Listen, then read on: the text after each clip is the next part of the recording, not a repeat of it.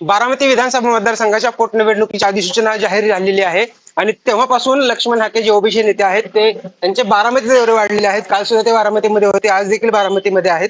Sir, काय सांगाल, बारामतीमध्ये दौरे वाढलेत तुमचे, गेल्या महिन्याभरापासून वाढलेत, त्याच्या आधी सुद्धा वारंवार तुम्ही येत होता, पण आता निवडणूक जाहीर झाल्यापासून दुसरा दौरा आहे. हे बघा, अधिसूचना, दादांचं अपघाती निधन, ह्या अलीकडच्या गोष्टी आहेत, मागच्या महिन्याभरातल्या गोष्टी आहेत. पण त्याच्याही अगोदर आम्ही बारामतीतला, इथं चळवळीचं आमचं केंद्रस्थान आहे बारामती.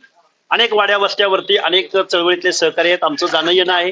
आम्ही सामाजिक न्याय हक्काच्या गोष्टी मांडतो, रिझर्वेशनच्या गोष्टी मांडतो, अनेक शेतकऱ्यांच्या प्रश्नावरती मांडतो. हे प्रश्न सर्वसमावेशक आहेत आणि आम्ही बारामतीमध्ये कायम येतोय. त्यामुळं बारामतीचे दौरे वाढलेले आहेत वगैरे वगैरे. याच्यापेक्षा अधिसूचना जारी झाली, कार्यकर्त्यांचा आग्रह आहे, निवडणुकीला सामोरं गेलं पाहिजे ही भावना आहे. आणि लोकशाही जर आपल्याला टिकवायची असेल तर निवडणुकांना सामोरं गेलं पाहिजे असं मानणारे आम्ही कार्यकर्ते आहोत.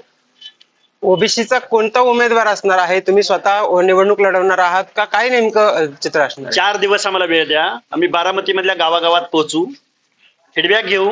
आम्ही पढे माणसं आहोत, सुशिक्षित माणसं आहोत, तारतम्यानं बोलणारी माणसं आहोत, लॉजिकली विचार करणारी माणसं आहोत. लोकांचा फीडबॅक घेऊन आम्ही निश्चित निवडणुकीला सामोरं जाऊ.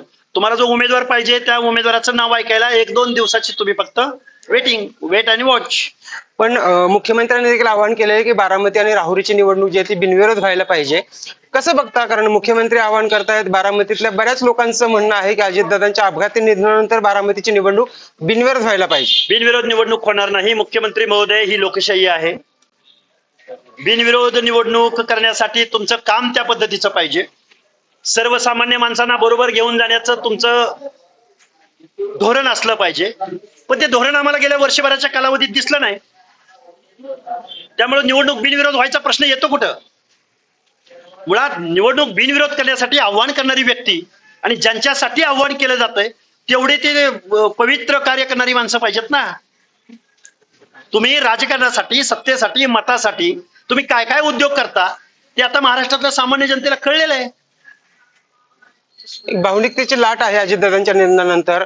बऱ्याच लोकांचं, जसं तुम्ही सोशल मीडियावर जाहीर केलेलं आहे की निवडणूक बिनविरोध होणार नाही, तसं ट्रोलिंग केलं जात आहे किंवा वेगवेगळे मतं येत आहेत लोकांची की निवडणूक बिनविरोध व्हायला पाहिजे, अजितदादांना श्रद्धांजली म्हणून. रोहित पवारांची टीम आहे ती आम्हाला ट्रोल करणारी, ती आज करत नाही. आम्ही ओबीसीच्या प्रश्नावर उपोषण चालू केलं त्या पहिल्या दिवसापासून रोहित पवारांची टीम आमच्यावर अलिगेशन करते, ट्रोल करते.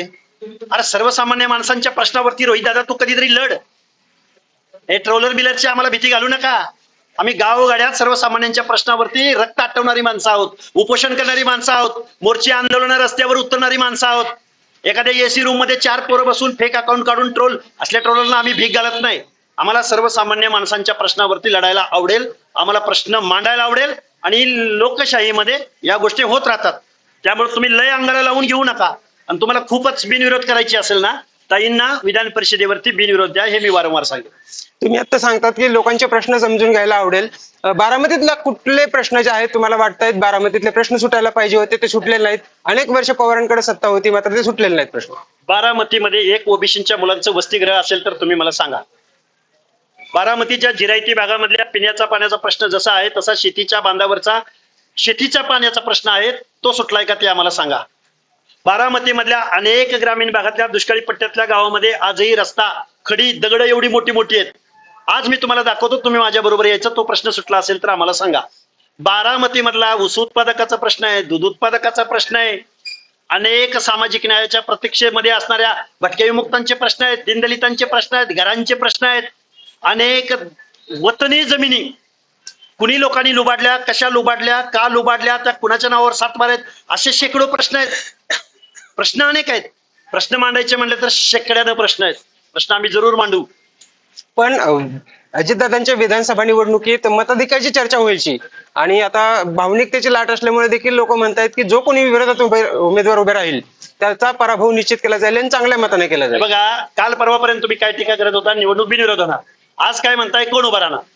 उद्या म्हणाल की किती मतटक्के असणार. निवडणूक होईपर्यंत तुम्ही म्हणाल की काटेकी टक्कर. ही लोकशाही आहे. आम्ही जनता जनार्दन आहेत.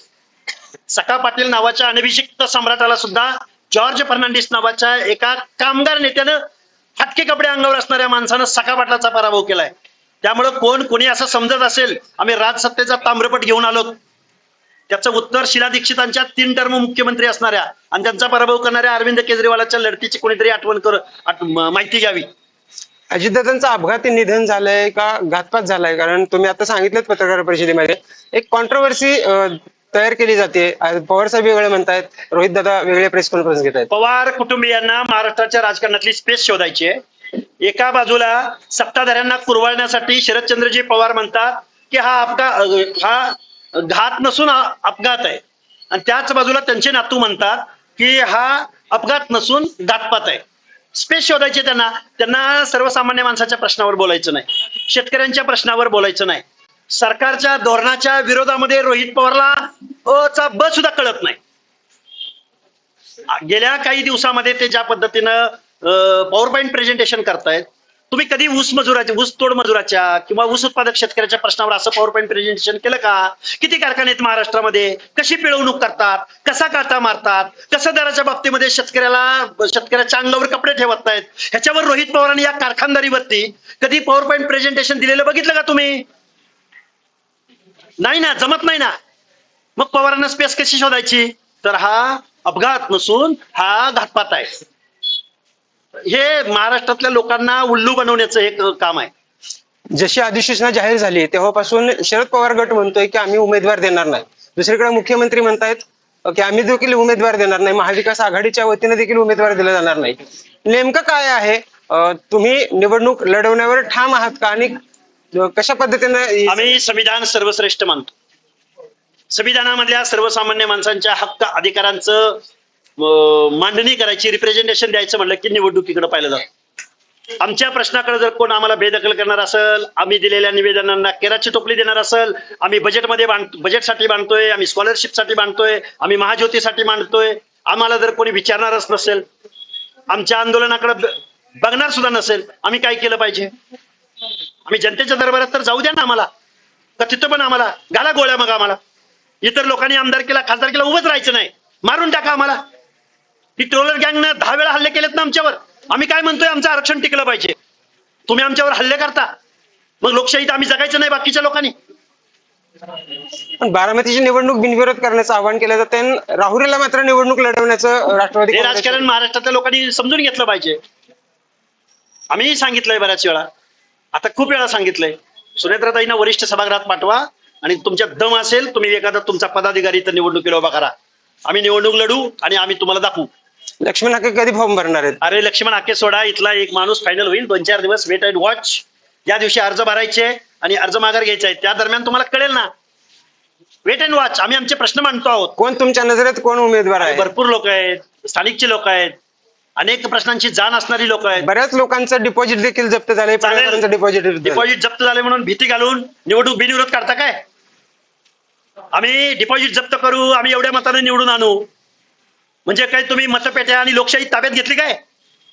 म्हणजे आम्ही लढायचं नाही, भांडायचं नाही असं तुमचं म्हणणं आहे का? वाटतंय मतपेटा ताब्यात घेतल्या जात असतील काय? मग ते आता म्हणण्याचा अर्थ काय? एवढ्या अर्थानं म्हणजे सर्वसामान्य माणसाच्या मनावरती तुम्ही काय करताय? प्रेशर टाकताय की तुम्ही निवडणूक लढलं नाही पाहिजे, आम्हाला बदनाम करताय तुम्ही. लोकशाही असं सांगते फ्री अँड फेअर इलेक्शन झाल्या पाहिजेत. या निवडणुकीवरती जर कुणी कुठल्या वेगळ्या पद्धतीनं प्रेशर टॅक्टिक्स वापरत असेल तर निवडणूक आयोगाकडे सुद्धा आम्ही जाऊ. खूप खूप धन्यवाद. हे होते लक्ष्मणजी हाके. आपण पाहिलेत की लक्ष्मण हाके जे आहेत ते निवडणुकीच्या अनुषंगाने चांगलेच आक्रमक झालेत. येत्या या पोटनिवडणुकीमध्ये नेमकं कोणत्या पद्धतीचं राजकारण पाहायला मिळतं? लक्ष्मण हाके या स्वतः उमेदवार असतील का हे देखील पाहावं लागणार आहे. कॅमेरामॅन तेजस संजू वसंत मोरे, मुंबई तक, बारामती.